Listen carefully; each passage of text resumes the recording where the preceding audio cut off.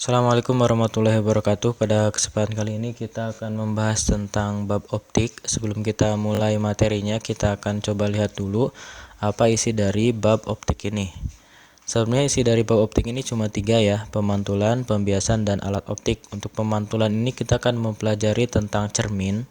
Cermin itu ada 3, cermin datar, cermin cekung, dan cermin cembung. Kemudian untuk pembiasan kita akan mempelajari tentang lensa, lensa cekung, lensa cembung, dan pembuatan lensa.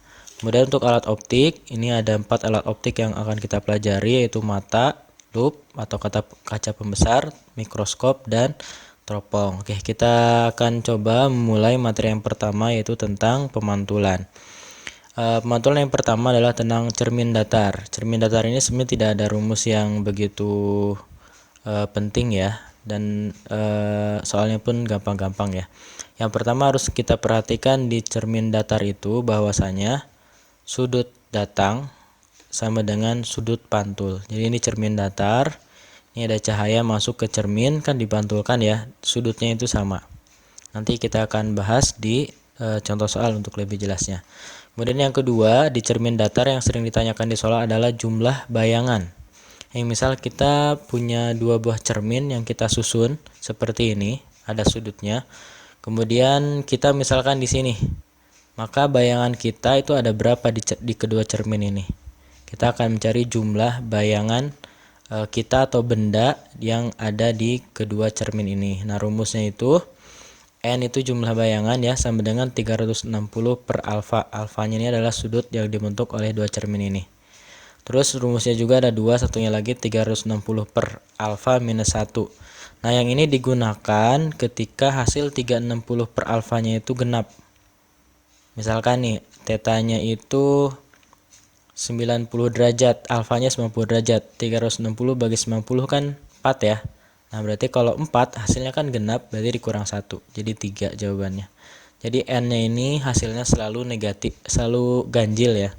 Kalau misalkan hasilnya sudah ganjil, misalkan alfanya 120, 360 bagi 120 itu 3, berarti nggak usah dikurangi 1. Oke, bisa ya. Nanti kita lihat di contoh soal. Kemudian materi selanjutnya yang kita bahas adalah cermin cekung dan cermin cembung.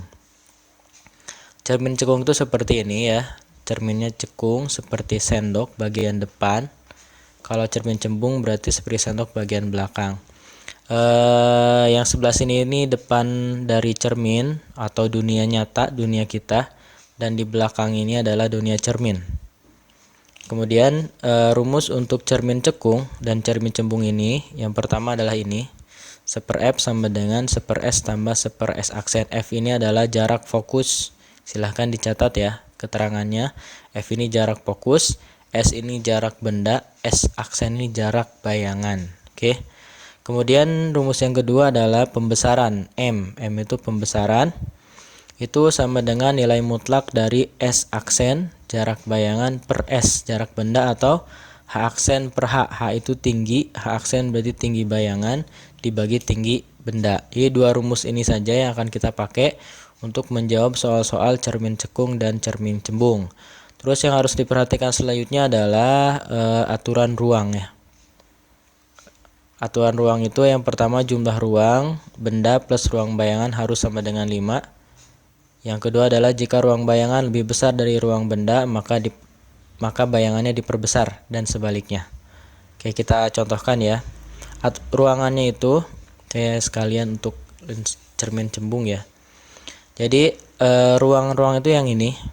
Ini ruang 1, ini ruang 2, ini ruang 3, ini ruang 4 untuk cermin cekung. Untuk yang cermin cembung ini ruang 1, ruang 2, ruang 3, ruang 4. Karena kalau cembung kan kebalikannya ya, melengkungnya itu di belakang.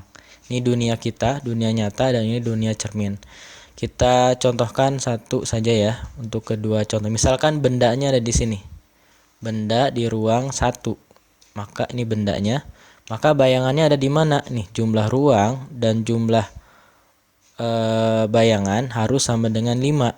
Berarti kalau bendanya di ruang 1 biar jadi 5, berarti bayangannya di ruang 4 biar jadi 5. 1 tambah 4 kan 5 ya.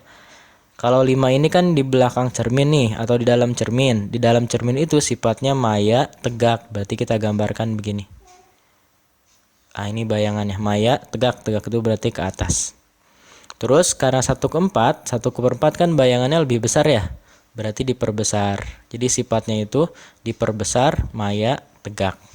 Contoh lagi, misalkan bendanya sekarang di ruang 3. Nah, di ruang 3 di sini. Kalau benda di ruang 3 berarti bayangannya supaya jadi 5 harus di ruang 2 ya. Ruang 2 itu kan di sini. Di dunia nyata. Nyata itu bayangan selalu terbalik. Berarti kalau terbalik kita gambarkannya begini. Nah, terbalik dan nyata. Jadi sifatnya nyata, terbalik. 3/2 kan lebih besar bendanya ya, bayangannya lebih kecil berarti diperkecil. Seperti itu. Bisa ya nih ya, nanti kita lebih detail lagi di contoh soal. Kemudian untuk cermin cembung. Nah, cermin cembung itu dunia nyatanya itu hanya di ruang 4, kebalikan ya ruangannya ya. Ruang 1, 2, 3 ini dalam cermin. Benda kan hanya mungkin di ruang 4 berarti ya. Di dunia nyata kan gak mungkin kita cermin tapi kita ada di dalam cermin. Pasti kita ada di depan cermin, di luar cermin di sini ya. Nah, ini di bendanya di ruang 4 berarti bayangannya pasti di ruang 1. Ya, biar jadi 5 ya. Terus di ruang 1 ini kan di dalam cermin, di dunia cermin. Dunia cermin itu dia dunia maya dan tegak. Berarti ini kita tegak ke atas dan diperkecil karena 4/1 diperkecil seperti itu ya. Jadi yang harus diperhatikan di materi cermin cekung dan cembung, yang pertama rumusnya yang ini. 1/F, 1/S tambah 1/aksen, pembesaran dan aturan ruang. Oke, kita nanti bahas contoh soalnya untuk lebih jelas.